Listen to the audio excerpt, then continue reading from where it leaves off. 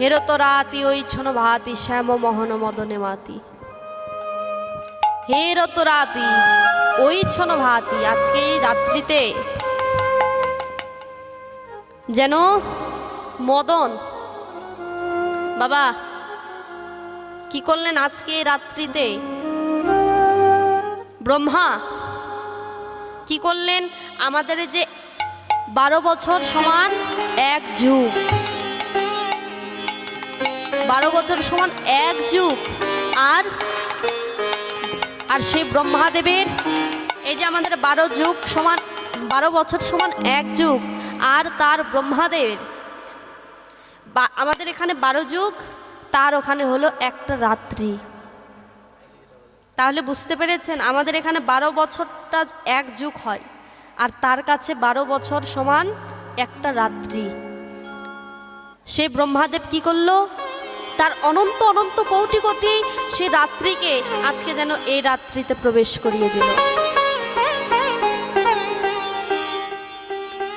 তাহলে বাবা এই যে বৃন্দাবনে যে গোপীগণ ছিল, বৃন্দাবনে ব্রজগোপী ছিল, তাহলে সেই ব্রজগোপীগণ কারা?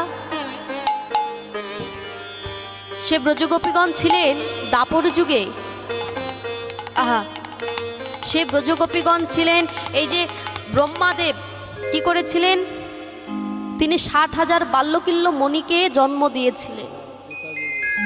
সে ত্রেতা যুগে জন্ম দিয়েছিলেন। জন্ম দেবার পর সেই মণি ঋষিগণ কি করেছিল? দেখেছিলেন ওই যে যখন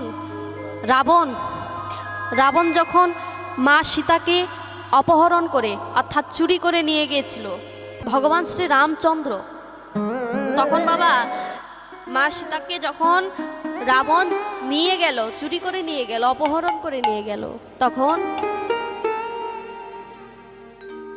ভগবান রামচন্দ্র মা সীতার জন্য যত কান্না করেছিল সেই দেখে আমার গোপীগণ বাল্যকিল্য মণি ঋষিগণ তারা মনে মনে ভাবলো যে ভগবান হয়ে একটি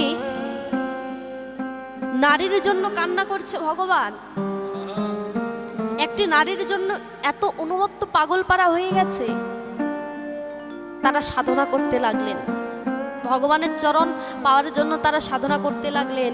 এদিকে মায়েরা ভগবানকে ডাকতে ডাকতে ভগবানের সেই মণি ঋষিগণের ডাকে ভগবান সন্তুষ্ট হয়ে তাদেরকে ডেকে বলেছিল, হে মণি ঋষিগণ, তোমরা আমার কাছে কি চাও? মণি ঋষিগণ ডেকে বলেছিল যে প্রভু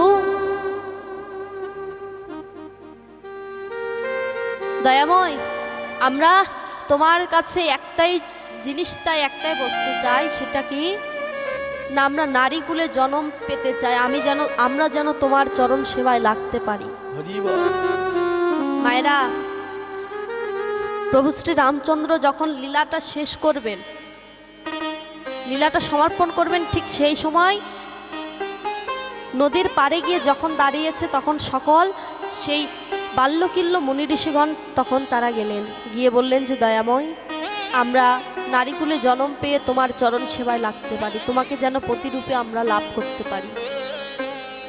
বাবা প্রতিরূপে যখন লাভ করতে চেয়েছিল, ভগবান দেখে বললেন, হে মুনি ঋষিগণ, এটা তো এ যুগে আর সম্ভব না, তবে আগত দাপর যুগে তোমরা হবে আমার বৃন্দাবনের ব্রজগোপী।